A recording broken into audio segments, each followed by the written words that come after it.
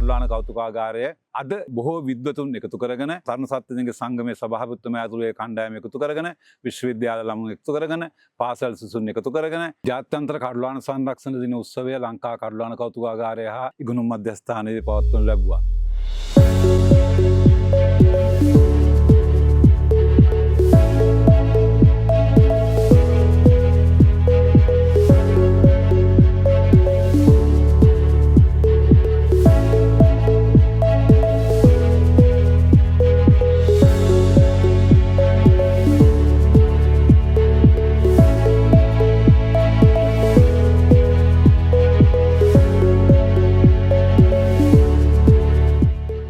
අපිට විශේෂ කඩලාන සංරක්ෂණ දිනයක් අවුරුද්දකට සැරයක්. කඩලාන පරිසර පද්ධතියේ තියෙන වටිනාකම සහ කඩලාන පරිසර පද්ධතියේ විනාශය වෙන එක දැකලා තමයි මේ වගේ දිනයක් සජ්ජාතනික සංවිධානය විසින් ප්‍රකාශයට පත් කරලා තියෙන්නේ හැම අවුරුද්දෙම ජූලි 26 වෙනිදාට. ඉතින් විශේෂයෙන්ම කඩලාන පරිසර පද්ධතියේ තියෙන සුවිශේෂී හැකියාවන් අපිට ලබා දෙන දේවල් මොනවද කියලා හිතපුවාම අපි මේ කඩලාන පරිසර පද්ධතිය සංරක්ෂණය කරන්න අවුරුද්දකට එක දවසක් නෙමේ අපි අවුරුදු 365 දවසෙම කඩලාන සංරක්ෂණය කළ යුතුයි.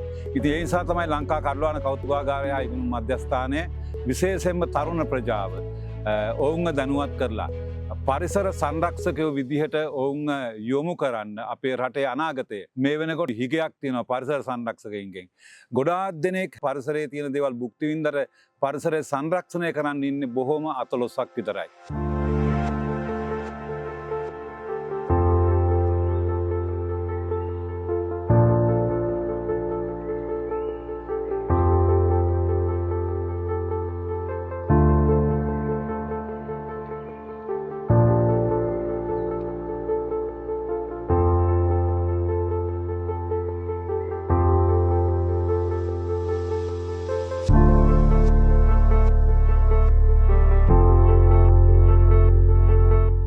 ශ්‍රී ලංකා තරුණ සත්වේදීන්ගේ සංගමය තමන්ගේ අවුරුදු 50 ගණනක් වෙන පැවැත්ම තුළ සතුන් පිළිබඳව වගේම ශාක පිළිබඳවත් ඒ වගේම පරිසර පද්ධති පිළිබඳවත් විශේෂ අවධානය යොමු කරලා සහ ඒවා ආරක්ෂා කරගන්න කටයුතු කරලා තියෙනවා. ඒ පරිසර පද්ධතිය අතරින් සුවිශේෂී පරිසර පද්ධතියක් වෙන කඩලාන පරිසර පද්ධතිය කෙරෙහිත් සංගමයේ අවධානය දැනට දශක 5කට ආසන්න කාලයක් පුරා විහිදිලා යනවා. මුලින්ම කලේ කඩලාන පිළිබඳව දැනුවත් කිරීමේ වැඩසටහන් සහ කඩලාන පිළිබඳව සංගමයේ දැනුවත් කිරීම සඳහා ගත්තේ උත්සාහයන්. ඊට පස්සේ ලංකාවේ තෝරාගත්ත කඩලාන ප්‍රදේශ ආරක්ෂාව සඳහා ඒවා විනාශ වෙන අවස්ථාවලදී ඒ වෙනුවෙන් හඬනගීමටත් ඒ වගේම ඒවා ආරක්ෂා කරලා දෙන විදිහට බලධාරීන්ට කරුණු ඉදිරිපත් කිරීමටත් ඒ වගේම මේ ඉදිරිපත් කිරීමට අවශ්‍ය කරුණු සඳහා පර්යේෂණ සහ ගවේෂණ සිදු කිරීමටත් ඒ වගේම ශ්‍රේෂ්ඨ අධ්‍යයන සිදු කිරීමටත් සංගමය කටයුතු කරලා තිබුණා කාලයක් තිස්සේම. තරුණ සත්ත්වයන්ගේ සංගමේ සභාපතිතුමා ඇතුළු ඒ සමාජිකයන් ආචාර්ය නිතින් ජගත් ගුණවර්ධන මහත්මයා ඇතුළු ඒ කණ්ඩායම ලංකා කඩලාන කෞතුකාගාරය හා ඉගුණුම් මධ්‍යස්ථානයත් එක්ක ඒකාබද්ධ වෙලා කඩලාන සංරක්ෂණය සඳහා පරිසර සංරක්ෂණය බිහි කිරීම සඳහා මේ අවුරුද්දේ නොයෙකුත් වැඩසටහන් කීපයක් අපි ඉදිරිපත් කෙරුවා අපේ රටේ සහ ජාත්‍යන්තර දරුවන්ට.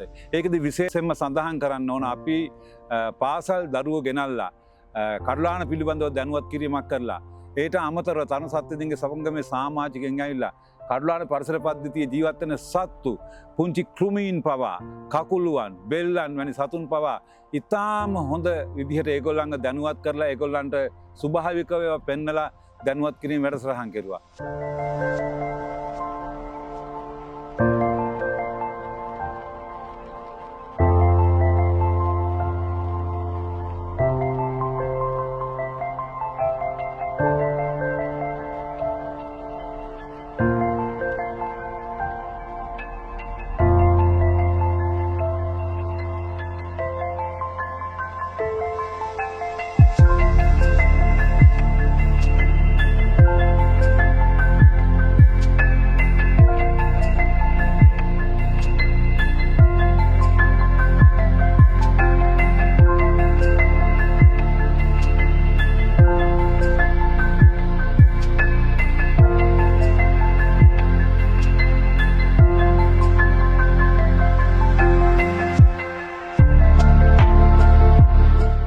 වගේම වර්තමානයේදීත් ශ්‍රී ලංකා තරුණ සත්වේදීන්ගේ සංගමය විසින් කඩුලාන පද්ධති පිළිබඳව සංගමයේ සමාජිකත්වය දැනුවත් කිරීමත් ජනතාව දැනුවත් කිරීමටත් කටයුතු කරනවා.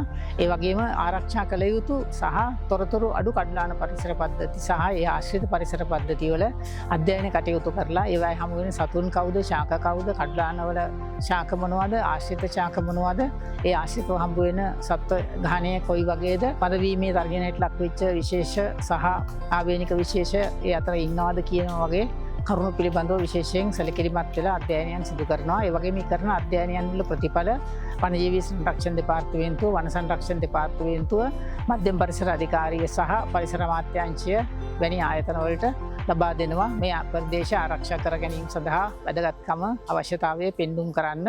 මේවා සම්බන්ධයෙන් අදහස් දීලා එතනින් නතර වෙන්නේ නැහැ. මේ ප්‍රදේශය ආරක්ෂා කරගන්න අවස්ථාව වෙනකං ඒ සම්බන්ධයෙන් විවිධ විට මේ සම්බන්ධයෙන් මතක් කිරීම සහ අදහස් දැක්වීම් සිද්ධ කිරීමත් විශේෂයෙන්ම මේවා පිළිබඳව ජනතාවගේ දැනුවත්කම අඩු හින්දා සමාජ මාධ්‍ය සහ ප්‍රධාන මාධ්‍ය හරහා මේවා දැනුවත් කිරීමටත් ඒ වගේ මේවට තියෙන තර්ජන සම්බන්ධයෙන් කටයුතු කිරීමටත් සංගමය හැමතිස්සෙම කටයුතු කරගෙන ක්‍රියාත්මක වෙමින් පවතිනවා. මම හිතන්නේ තරුණ සත්වයින්ගේ සංගමය සහ ලංකා කඩුලාන කෞතුකාගාරය හයිගුණු මධ්‍යස්ථානයේ අනාගතයේදී හොඳ සංරක්ෂණ ක්‍රියාවලියකට ඒ කියන්නේ කඩුලාන සංරක්ෂණයට සහ ඒ පරිසර පද්ධතිය ජීවත් වෙන සත්තු සංරක්ෂණය කිරීම සඳහා ඒකාබද්ධ වැඩසටහනක් පැවැත්වීමට ආරම්භ කිරීමට මේ කරන් යන වැඩපිළිවෙළවල් තව තවත් සාර්ථකව පවත්වාගෙන යන්න රටේ දරුවන්ගේ අනාගතය සඳහා මේ පරිසර පද්ධතිය සංරක්ෂණය කරන්න, ආරක්ෂා කරන්න, වැඩි දියුණු කරන්න අපිට පුළුවන් විදිහේ උපරිම දායකත්වය අපි ලබා දීලා තරුණ සත්වයින්ගේ සංගමයත් එක්ක එකතු වෙලා අපි අනාගතයේදී මේ පරිසරයේ සංරක්ෂණය බිහි කිරීමේ අරමුණෙන් තමයි මේ හැම එකක්ම කරන්නේ. ඉතින් අද මේ ජාත්‍යන්තර කඩුලාන දින සැමරුම් උත්සවයේදී අවසානයේ අපි තවත් එක් සුවිශේෂී ක්‍රියාවක් කරනවා. අපි දන්නවා හැම කෙනාම කාබන් තිර කර ගැනීම පිළිබඳව සාකච්ඡා කරනවා. අපි අද ප්‍රායෝගිකව විවෘත විශ්වවිද්‍යාලයේ මහාචාර්ය රොෂාන් පෙරේරා මහත්මත්, සාගර විශ්වවිද්‍යාලයේ ආචාර්ය එම්.පී. කුමාර මහත්මත්, තරුණ සත්වයින්ගේ සංගමේ තරුණ තරුණියනුත්, පාසල් සිසුනුත්, දීවර ප්‍රජාවත් එකතු කරගෙන ඒගොල්ලන්ට පෙන්නනවා කාබන් තිර කරගැනීමේ ක්‍රියාවලිය කොහොමද සුභායකව වෙන්නේ කියන එක. ඉතින් අපි අනාගතයටත් කඩුලාන සංරක්ෂණය කිරීම සඳහා සංරක්ෂකව බිහි කිරීමේ අරමුණින් නවතිමු අපි. ස්තුතියි.